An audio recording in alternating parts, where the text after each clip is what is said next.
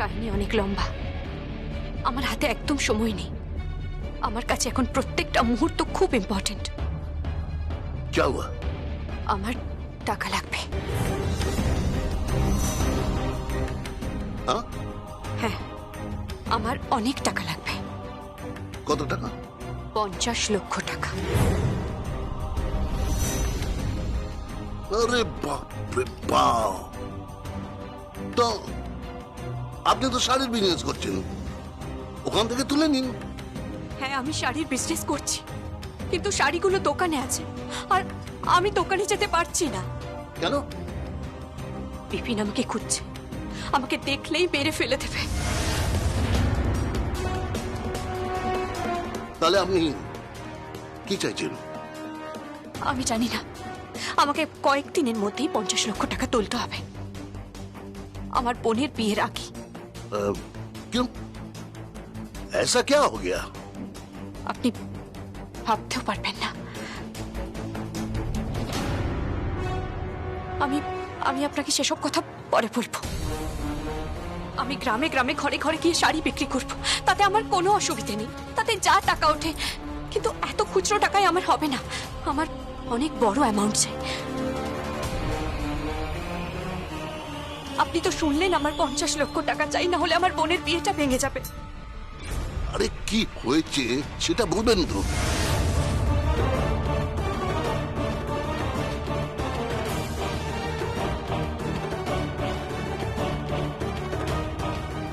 আমি আমার সিদ্ধান্ত জানিয়ে দিয়েছি তোমাকে। বিয়ের দিন সিঁদুর দান পর্যন্ত আমি অপেক্ষা করব। তার মধ্যে প্রমাণ করতে পারলে তুমি রয়ে গেলে এবাড়ির বউ হয়ে, নইলে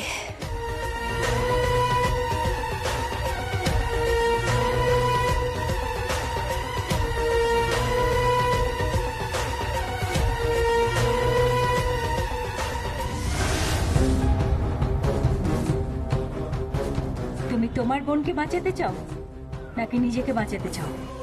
আমার বোনের জন্য আমি মরতেও রাজি আছি। আমি তোমাকে 1 কোটি টাকার একটা চেক দিচ্ছি, সেটা ভাঙিয়ে নাও। আপনি টাকা দিলে তো এটা প্রমাণ হবে না যে আমরা দুজন নিরপরাধ। আমি আপনার ইশারাটা বুঝতে পেরেছি, ওই টাকা আমরাই জোগাড় করে নেব। ও মাই গড! কিন্তু এত টাকা প্রিয়া ম্যাডাম কোথায় পাবেন, আর আপনি বা কোথায় পাবেন? আমি কিচ্ছু জানি না, কিন্তু আমার টাকার প্রয়োজন। ঠিক, ভেবে দেখব আপনার জন্য কি করা যায়।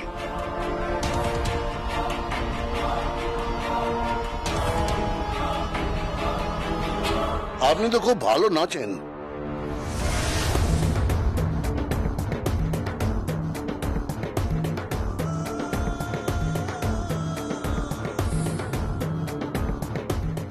হ্যাঁ, আপনার নাচ আমি দেখেছি। আপনি যখন নাচেন পুরো মনে হচ্ছে যেন উর্বশী, অপ্সরা, রম্বা নাচছে।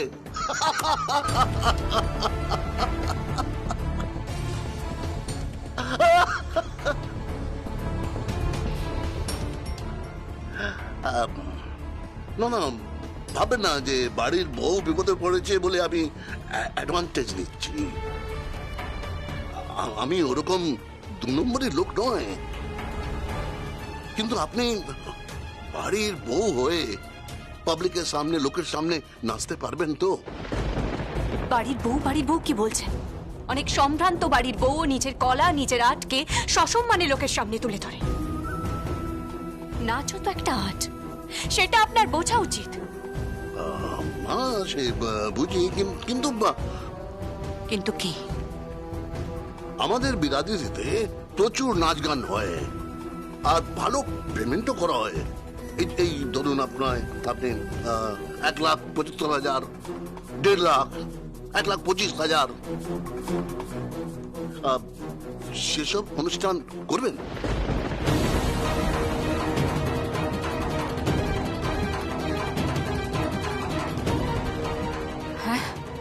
হ্যাঁ, সাগাইতে হয়, মেহেন্দিতে হয়, সঙ্গীতে হয়, তারপর স্টেজেও হয়। করবেন?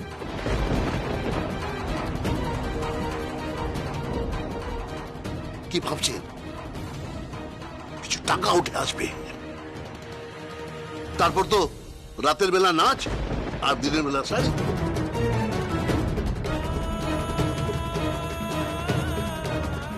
সিঁদুর দান অবধি আমি অপেক্ষা করব। তার মধ্যে যদি তোমরা টাকাটা ফিরিয়ে আনতে পারো তাহলে ওয়েল, তোমার সংসারটা টিকে গেল।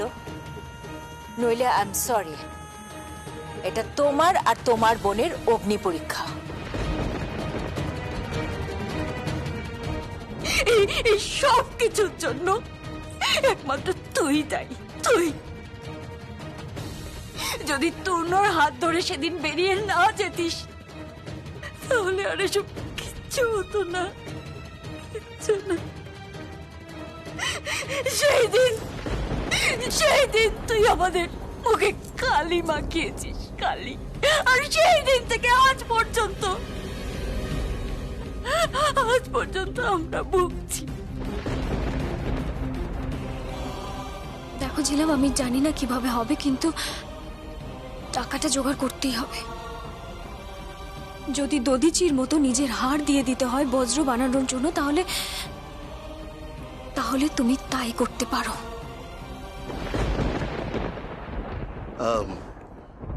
ভেবে জানা না।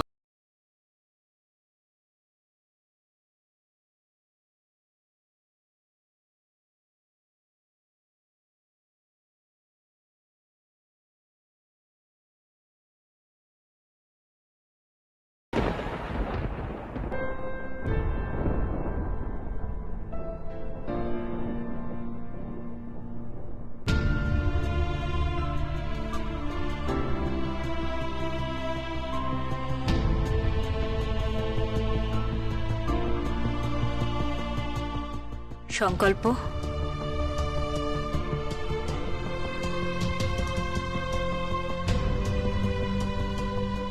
মম কিছু বলবে?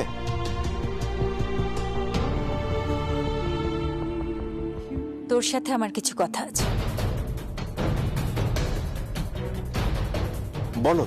বাড়িতে যা যা ঘটছে তাতে তোর সায় আছে তো?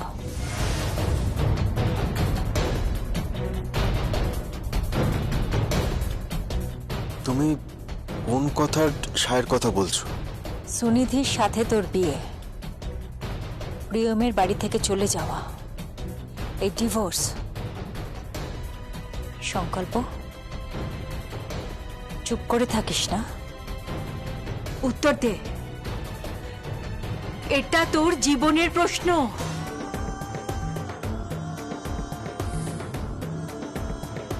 সারা জীবন একটা মেয়ের সাথে থাকবি এই প্রতিশ্রুতি দিয়ে প্রিয়মকে তুই বিয়ে করে এ বাড়িতে এনেছিলি।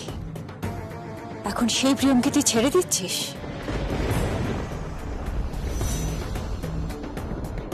আমি ছাড়িনি মম, আমি ছাড়িনি প্রিয়মকে, আমি ছাড়িনি।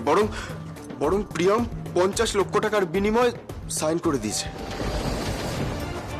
আমাকে কাকাই বলেছে, হ্যাঁ কাকাই বলেছে যে ওর বলার পর কাকাই ওর অ্যাকাউন্টে 50 লক্ষ টাকা ট্রান্সফার করে, আর তারপর ও ডিভোর্স পেপারে সাইন করে দেয়। যেই মেয়ে মাত্র 50 লক্ষ টাকায় আমাদের স্বামী স্ত্রী সম্পর্ক বিক্রি করতে চায় বা তার দাম তোলে, প্র্যাকটিক্যালি নিলাম করে, সেই মেয়ের সঙ্গে সারা জীবন কি কয়েকটা মুহূর্তও কাটানো যায় না। এটাই তোর শেষ কথা? হ্যাঁ, এটাই আমার শেষ কথা। কিন্তু মাঝে বলেছেন আমি যদি সব টাকা ফিরিয়ে দিই তাহলে সব আগের মতো ঠিক হয়ে যাবে। আমি যদি প্রমাণ করে দিই যে আমি নিরপরাধ তাহলে সব ঠিক হয়ে যাবে।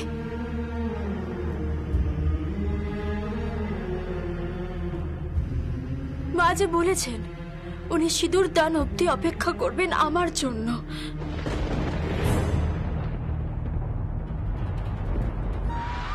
অতগুলো টাকা উপার্জন করতে হলে তোমাকে আরো একটা অপরাধ করতে হবে, আরো একটা অন্যায় করতে হবে।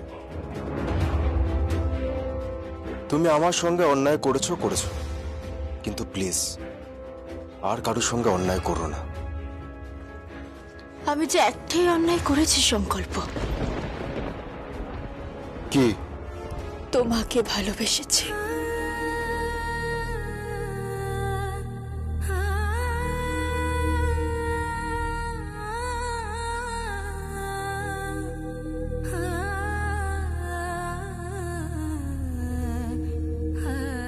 আমি জানি এখানে আমার শাশুড়ি মা আছেন, হয়তো ওনার সামনে এভাবে ভালোবাসার কথা জাহির করা ঠিক হচ্ছে না, কিন্তু উনিও তো একজন মেয়ে, উনি বুঝতে পারবেন যাকে ভালোবাসি তাকে না পেলে ঠিক কতটা কষ্ট হয়।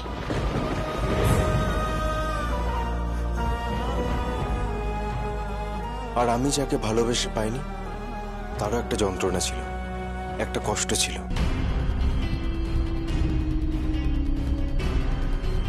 সেটা মাত্র 50 লাখ টাকায় বিক্রি হয়ে গেছে।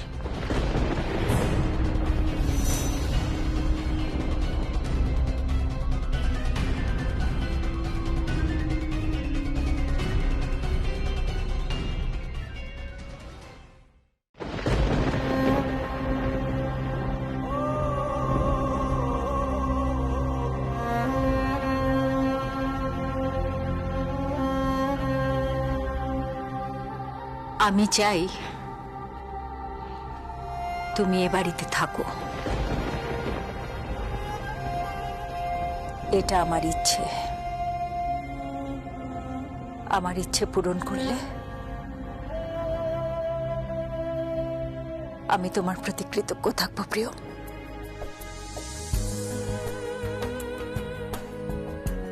আমি চাই তুমি এ বাড়িতে থাকো, এটা আমার ইচ্ছে। আমার ইচ্ছে পূরণ করলে আমি তোমার প্রতি কৃতজ্ঞ থাকবো প্রিয়।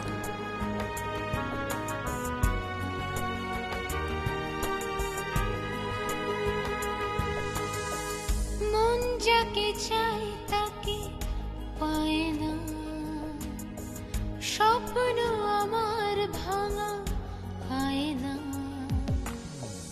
মন যাকে চাই তাকে পায় না, স্বপ্ন আমার ভাঙা হয় না। ক্লান্ত দু চোখ শুধু খোঁজে ফিরে হৃদয়ের গানে, বেদনার সুরে হাহাকার। স্মৃতি আর আমি একাই ঘরে একাকার, একাকার, আই লাভ ইউ। একাকার।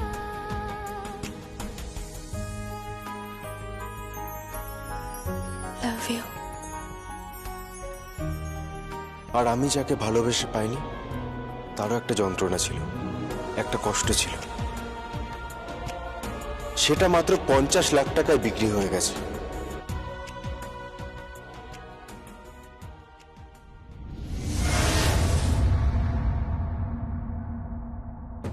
ये लीजिए।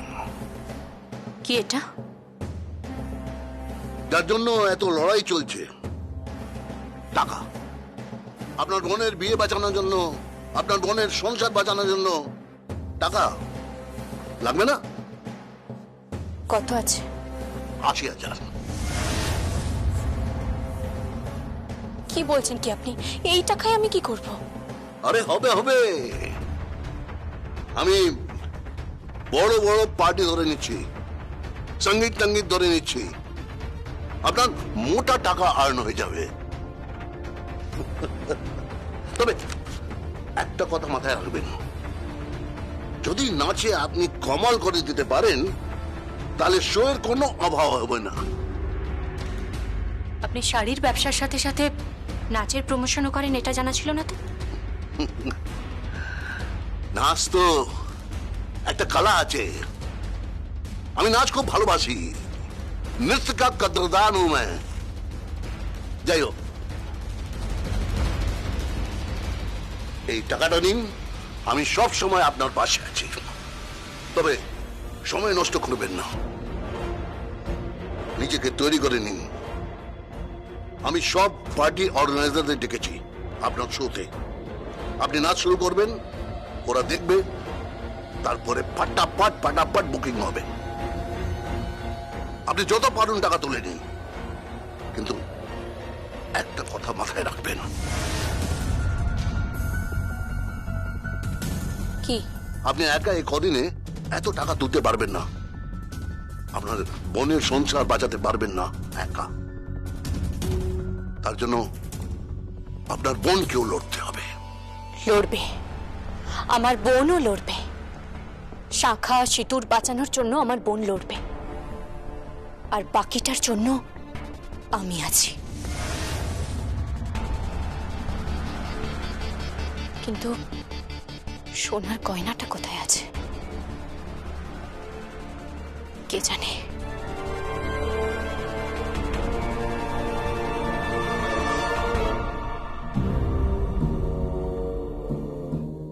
এই তো, কি অসাধারণ হারটা!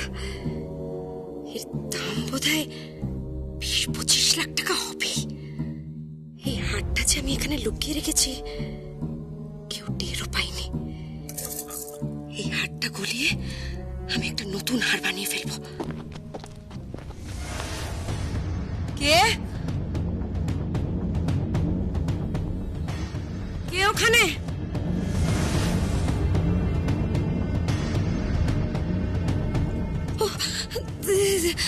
দিদি,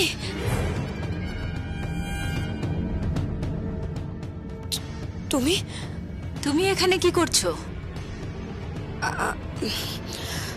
আমি এখানে এই দেখছিলাম আর কি, ঠাকুরের হার দেখছিলাম। পুজো হবে তো, ঠাকুরকে সাজাতে হবে, তাই আর কি। এটা তুমি ঠিক বলেছ, গয়নাগুলো পালিশ করতে দেওয়া দরকার। তো তুমি শাকরের সঙ্গে কথা বলো। হ্যাঁ, সে বলে নেবো আর কি। তুমি একেবারে চিন্তা করো না দিদি, তুমি তোমার ছেলের বিয়ে নিয়ে ভাবো, আমি এই দিকটা দেখে নেব। আচ্ছা, দেখি গয়নাগুলো একবার দেখি।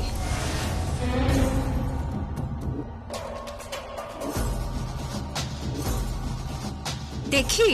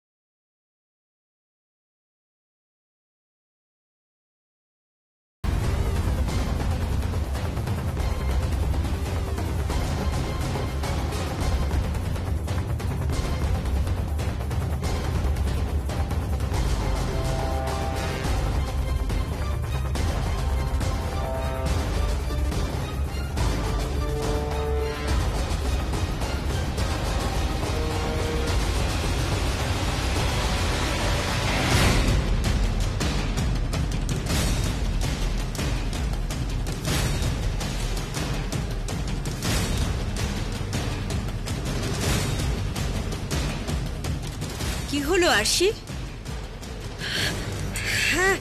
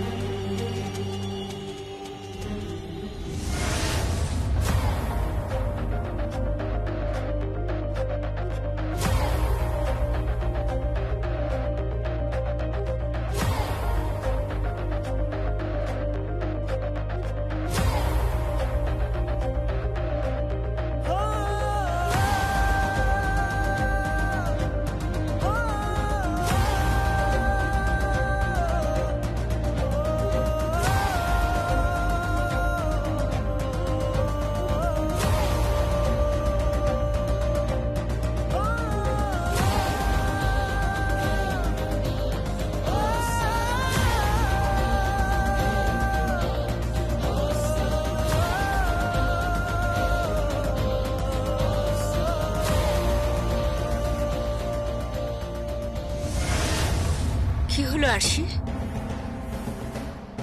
তোমাকে নার্ভাস লাগছে কেন? না, কিছু না, কিছু না তো। পরে দেখো না দিদি, এখন গয়নাগুলো দেখার কি আছে? দেখি না কি হয়েছে কি।